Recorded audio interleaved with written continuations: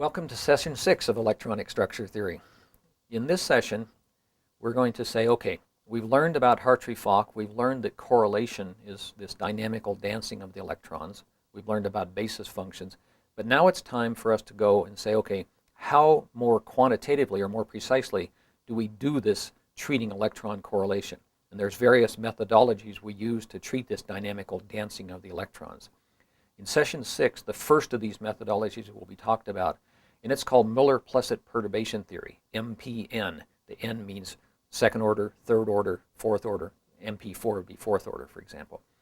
So in this session, we'll be talking about how do you do Møller-Plesset perturbation theory calculations, what's the pros and cons of them, and there are some difficulties because perturbation theory, whenever you use it, you have to ask the question, is it convergent or is it divergent? And the Moller-Plesset series that we use in electronic structure theory is not always well behaved. And I might have to show you some examples of how the Moller-Plesset series gives rise to some crazy or oscillatory or wild behavior that one has to be careful about and watch out for in doing these kind of calculations. So that's session 6. That's what that'll be about.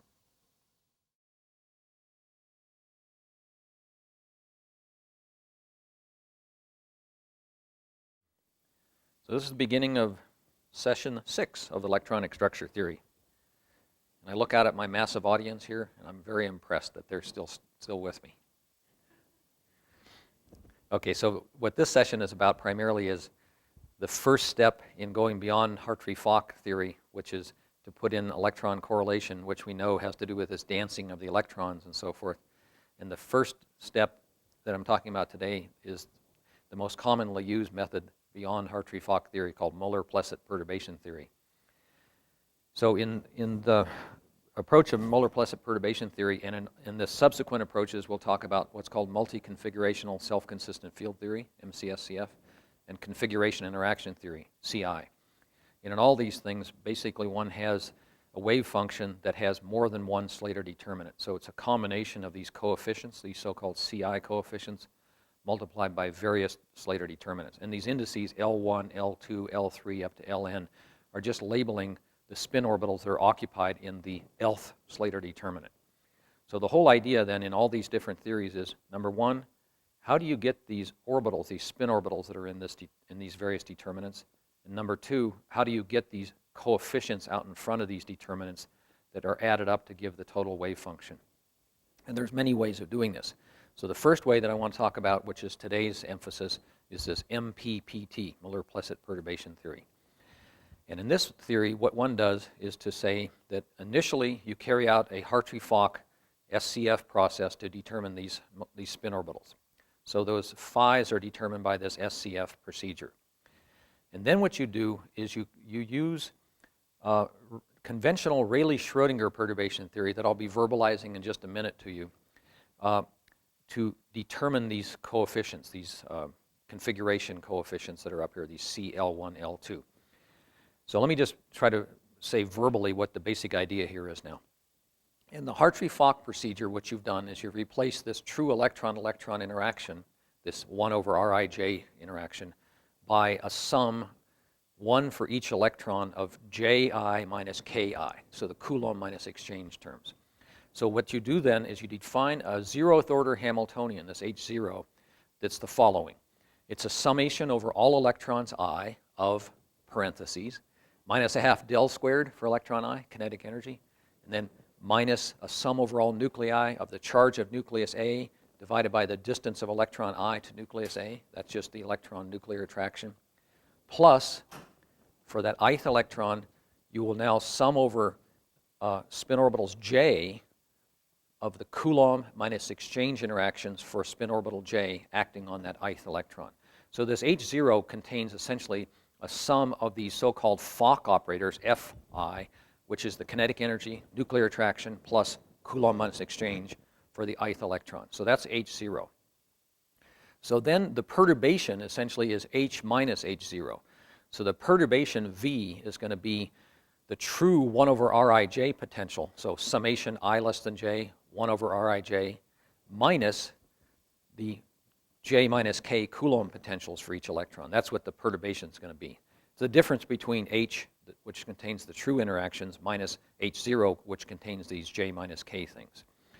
So you're going to use perturbation theory then to determine these coefficients, these C coefficients, and to determine the hierarchical energies. That is, the energy is going to be written as an E0 plus an E1 plus an E2 plus an E3, and there's going to be a procedure for determining those different energies. So let me just explain to you then the basic idea. So you have the H0 from the preceding slide.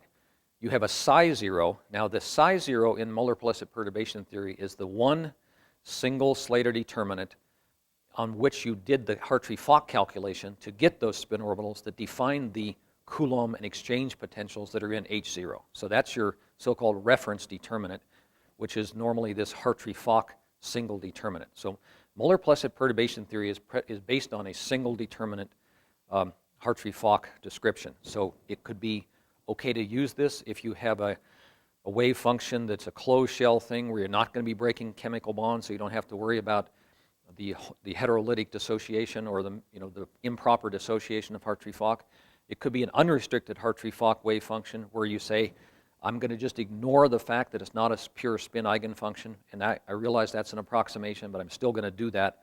So if you're satisfied with living with either of those two assumptions, closed shell system or a system where a single Hartree-Fock wave function is going to be okay at the unrestricted or restricted level, then you can use Møller-Plesset perturbation theory. So then what do? Well, you have to have a way to calculate the first order correction to the wave function, psi 1 it's called, and you have to have a way to calculate the first order correction to the energy, E1, and the second order, and the third order, and so forth. So the idea basically is, in Rayleigh-Schrödinger perturbation theory, of course what you do is you write down H psi equals E psi, and for H you write down H0 plus V, and for psi you write psi 0 plus psi 1 plus psi 2 plus psi 3, and for E you write E0 plus E1 plus E2 plus E3, and so forth. And then what you do is you collect together terms that are of the same order. So for example, the zeroth order equation reads H0 psi 0 equals E0 psi 0. H0 was the sum of Fock operators. Psi 0 was your Hartree-Fock single determinant wave function. So therefore E0 is nothing but the sum of orbital energies of those orbitals that are occupied in that reference wave function psi 0. Now you know that the sum of the Hartree-Fock orbital energies is not a good thing because it double counts the electron-electron interactions, and that's where E1 is going to come into play because it's going to correct for that. But that's what psi 0 is. The first order equation, which I've written here, reads, and I've written it as H0 minus E0 acting on psi 1 equals E1 minus V acting on psi 0. I mean, you could write this in different ways if you wanted to, but that's essentially the same thing as collecting together all the terms that involve first order terms totally. Now, in that way, what I then do is if you take this first order Schrödinger equation, or the first order part of the perturbation theory Schrödinger equation, if you multiply it through on the left by psi 0 and integrate over the electrons, the stuff that's on the left side of that equation will vanish because that H0 acting on psi 0 will give E0 psi 0, so that the left side will equal 0. So the right side then will read E1, and then the integral of psi 0 star psi 0 is 1. So you'll get E1 equals, and then you'll get the integral of psi 0 V psi 0, which I've written out here as the first order correction to the energy. So what you then do is you just take your psi 0, which is your Hartree-Fock single determinant. For V, you put in the H minus H0, which is the true electron-electron interaction, minus the sum of the Fock operators. You put that in, and you integrate that just using the Slater-Condon rules. And the basic idea, which we can now do in our heads, is the following. The psi 0, H psi 0, using the Slater-Condon rules, will contain all those kinetic energy and nuclear traction integrals, but they will also appear in the H0. So they'll actually cancel out. But the things that won't cancel out is in H, there will be the sum of electron-electron interactions, and in H0, there will be a sum of those J minus K things. So the difference basically will be that in the H, there would be the 1/2 factor of the electron-electron interactions, 1/2 the summation I not equal to J. But in H0, you have a summation over I, that is the electron that you're being acted on, and it interacts with a summation over electrons j of Coulomb minus exchange for electron j's. So they will contain the Coulomb minus exchange without the half. So what you'll end up with here is the 1/2 and then minus the thing without the half, and so that'll end up giving minus 1/2 the sum of those Coulomb exchanges. And the bottom line here is, see, this E1 then ends up being minus 1/2 the sum of Coulomb minus exchanges, and that's exactly the correct thing that you want, because in E0 you had the sum of orbital energies, which had this double counting of the Coulomb minus exchanges. So E1 is correcting for that. It's subtracting off the extra part that was in E0 that was wrong. So it's correcting the fact that E0 was a sum of orbital energies, which we know double counts, and this is correcting for that. So E1 is just that. Now, the first order wave function, you go back to this equation that's the H0 minus E0 psi 1 equals E1 minus V psi 0. And what you do is you say, okay, that psi 1 is now my unknown wave function. It's the correction to psi 0.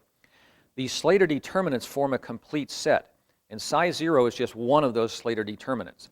So all other Slater determinants that can be formed, for example, by singly or doubly or triply or quadruply up to n-fold exciting the reference Slater determinant psi 0 are the other Slater determinants that you can expand psi 1 in terms of. So just verbally, let me explain to you how you do this. You take this equation, H0 minus E0 psi 1, and you say in general psi 1 will be, just like on the top line, a summation of all possible Slater determinants except the one that's psi 0, singly excited, doubly excited, so forth. You plug that in there for psi 1, just hypothetically, but then you say, now I take that equation, and on the left I multiply through by single excited determinants, or doubly excited determinants, or triply excited determinants. And that gives you a way to then pick out the particular components of this psi 1. And let me just tell you what happens when you go through that procedure. The first thing that happens is that in psi 1, the factors that are singly excited vanish because of the Brillouin theorem. Now let me just verbalize that to you. If you took, for example, a singly excited determinant and multiplied this Schrodinger equation here on the left by a singly excited determinant, the H0 minus E0 acting on that singly excited determinant would just give the orbital energy of the excited orbital minus the orbital energy of the unexcited orbital that you excited out of times, and then you'd have the singly excited determinant integrated against psi 1. And that's nothing but just the component of the single excitations in that wave function psi 1.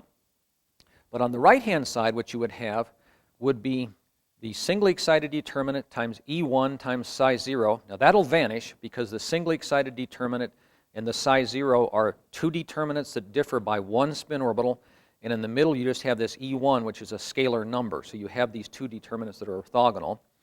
And then you'll have minus V, so you'd have singly excited determinant V, then the reference determinant psi 0. And remember the Brillouin theorem. It said that, and this is something that we talked about a couple lectures ago, that for the particular choice of V equaling the 1 over Rij's minus the Coulomb minus exchanges, the Hartree-Fock definition of the V, the singly excited determinants had a situation where the singly excited determinant V and then unexcited determinant psi 0, those integrals vanished.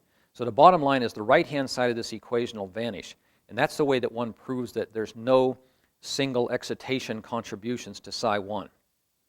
Now, I won't go through the procedure again for how do you then figure this, the doubly excited configuration or contributions to psi 1, but it's basically the same thing. You take the Schrodinger equation, you multiply through by a doubly excited determinant, say AB goes to Mn, and you get, on the left side, you get an epsilon m plus epsilon n minus epsilon a minus epsilon b, m and n being virtual orbitals, a and b being occupied orbitals. And that allows you to get the component of psi 1 that is in that doubly excited determinant, AB goes to Mn. And right down here in the bottom, I write that down. I write psi 1 equals, and it's a summation over occupied orbitals and virtual orbitals of a doubly excited determinant where you excited from, in this case, I have ij going to Mn. So I have orbital I, orbital j going to orbital m, orbital n. That's what this symbol here means, a doubly excited determinant. And the coefficient ends up having in its denominator epsilon m plus epsilon n minus epsilon I minus epsilon j. That just came from the left-hand side of this Schrodinger equation, the H0 minus E0 acting on that doubly excited determinant. And in the numerator, you have this sort of Coulomb minus exchange integral that involves I and j going to m and n, Coulomb minus exchange. So the bottom line is that in the first order wave function in Møller-Plesset perturbation theory, you have only doubly excited configurations entering in, no singly excited because of Brillouin theorem. Doubly excited shouldn't surprise you because we already know that that's the way we do this dynamical electron pair correlation, is to include doubly excited determinants. So that's our first order wave function. So what do you then, so I just want to remind you of a couple of things here. Number one, as I said a couple of times now already, there's no singly excited determinants in the first order wave function, Brillouin theorem. E1 just involves correcting E0 for the double counting effect. Remember, E0 was a sum of orbital energies, which we know is wrong. So E1, when we go through the perturbation theory, just sort of has that minus a half, the Coulomb minus exchange things, to avoid the double counting, to correct you from E0 back to what it should have been. And then psi1 contains no singly excited determinants, only doubly excited. And I'm just reminding you the doubly excited things are things that you shouldn't be surprised to see, because that's how we talked about these polarized electron or polarized orbital pairs, allowing the electrons to dance from left to right, or however they're going to undergo the dancing. Now, just very briefly, if you want to know how do you do second order? Well, you have to write down an equation for second order, which involves taking the Schrodinger equation, figuring out all the terms that are second order. So, for example, H0 minus E0 psi2, that means second order, equals E1 minus V psi1, you already know E1 and psi1 now, plus E2 psi0. So this is an equation that in principle you can solve for E2 and psi2. For example, to get the expression for E2, the second order Møller-Plesset correlation energy, you take this equation, you multiply on the left by psi0. What that does is the psi0 with that H0 minus E0 will give 0, so the left-hand side vanishes. And then what you get on the right-hand side is psi0 E1 psi1. That vanishes because the E1 is a number, scalar. Psi0 against psi1 vanishes because psi1 contains only double excitations, and we're multiplying through by psi0, the reference wave function. And then we get a minus, and the V term gives psi0 V psi1. That's something we'll use that in just a minute because that's going to live. And then we'll also get plus E2 times psi0, which is 1. The integral is 1. So you end up with that E2 is nothing but the integral of psi0 star V psi1. You use what you had before for psi1, that expansion in doubly excited configurations, doubly excited determinants. You plug that in here, and E2 then ends up being nothing but the sum over occupied orbitals going to virtual orbitals, Ij going to Mn, again, double excitations. The only difference is it has 2 electron integrals squared. It has Coulomb minus exchange squared in the numerator and orbital energy difference in the denominator. So E2 looks like that. Now that's what, as far as we're concerned here, the expressions for psi1 and psi2, psi1 and E2 have been given here. This is more or less the end of the discussion at the MP2 level, as we call it, 2 meaning second order. Yep, there are expressions for psi2, for E3, for E4, for psi3, et cetera, et cetera, et cetera. They are, of course, Møller-Plesset third order, fourth order, et cetera. The one thing that I'd like to just say about that, because I'm not going to give you the expressions for these higher order correlation energies. They're more and more complicated, but basically what they involve is the correlation energies as you go to higher and higher orders. For example, in third order, which you'll have in the numerator will be cubes of Coulomb minus exchange integrals, and in the denominator there will be products of orbital energies that are excited orbital energy minus occupied orbital energy, and then another thing that will be excited orbital energy minus occupied orbital energy. But in the higher orders, MP3 and 4 and so forth, in some of the denominators you will get energy differences, orbital energy differences in the denominators. There will be excited orbital energy minus a different excited orbital energy. And I want you to just remember that a little bit, because That's where some of the danger in the higher orders of Møller-Plesset perturbation theory arise. And let me just sort of physically explain that. Suppose we have a molecule like water, where we have well-defined, say, 5 occupied orbitals for our 10 electrons. Then we have a whole bunch of these virtual orbitals. Denominators that involve, like we have here in second order, where you have 2 occupied orbital energies being subtracted from 2 virtual orbital energies. As long as that LUMO-HOMO gap is fairly substantial, those denominators are not a danger. They won't necessarily go near 0. But in expressions like in the third order and fourth order perturbation theory expressions for higher order energies, I told you that some of these energy denominators will have virtual orbital energy minus a different virtual orbital energy. So if in your virtual orbitals there are small spacings between the orbital energies, you can have problems in the higher order energy expressions in Møller-Plesset because these energy denominators will get small and the resultant expression will diverge. It means it'll be bogus, it'll be BS and not trustworthy.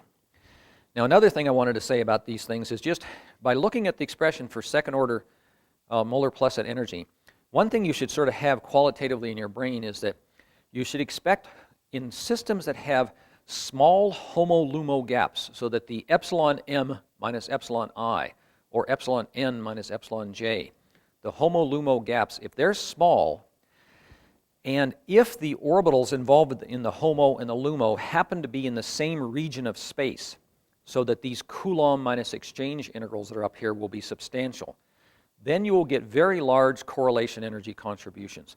So in, for example, delocalized aromatic systems that have small homo-LUMO gaps, or in metallic systems that have small homo-LUMO gaps, you tend to get very large correlation energies for the reasons that I just explained here based on the orbital denominators there.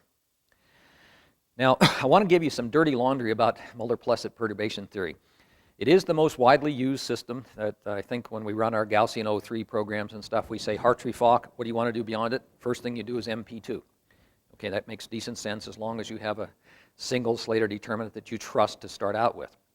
But even then, you can run into trouble. And here what I've done is to illustrate with you, these are some calculations. These are MP calculations carried out on a water molecule at 2 different geometries. Its equilibrium bond length and bond angle, and at a geometry where the bond lengths and both bond lengths have been stretched out to 2.5 times their equilibrium bond length.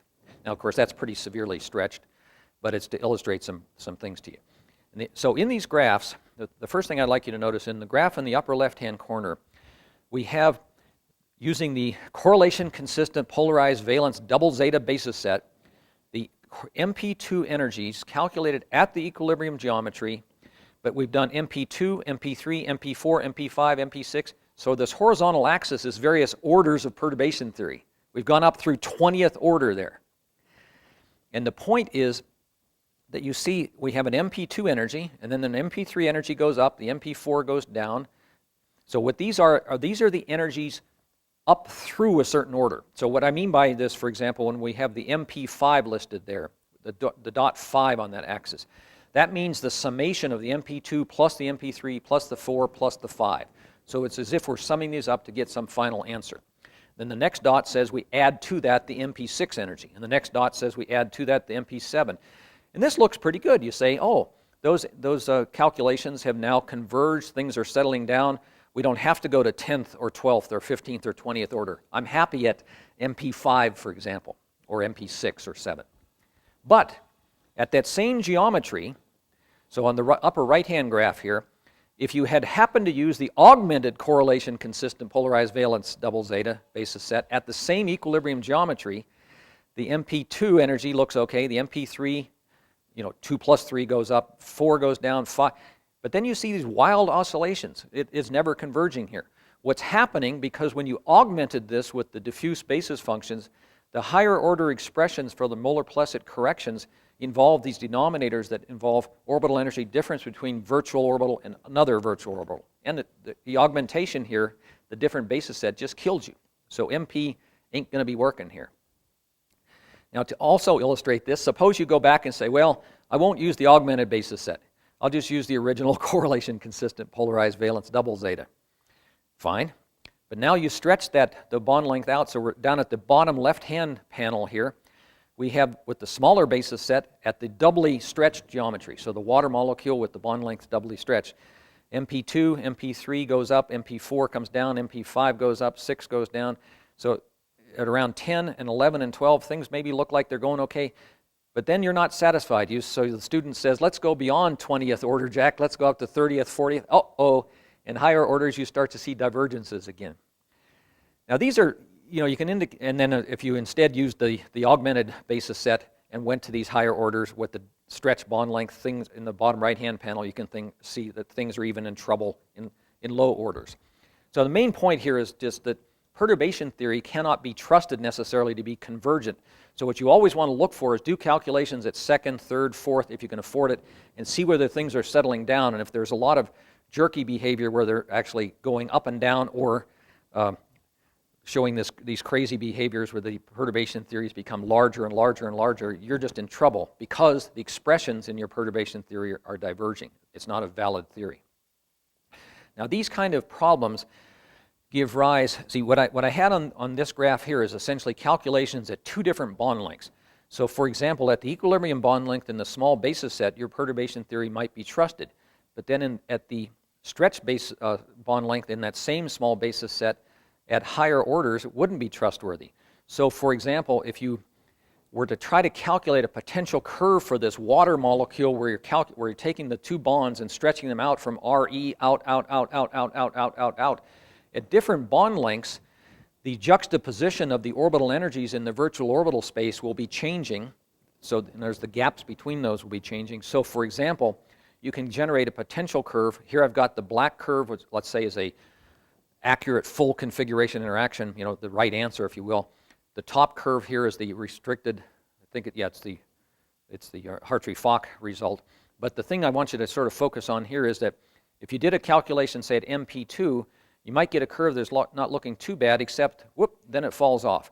If you do MP3, then you get something that might even look crazy in a different way, and MP4 crazy in a different way. So you can get curves that go crazy on you because at some geometry, the virtual orbitals were such that there were real closenesses in there that made the perturbation theory diverge.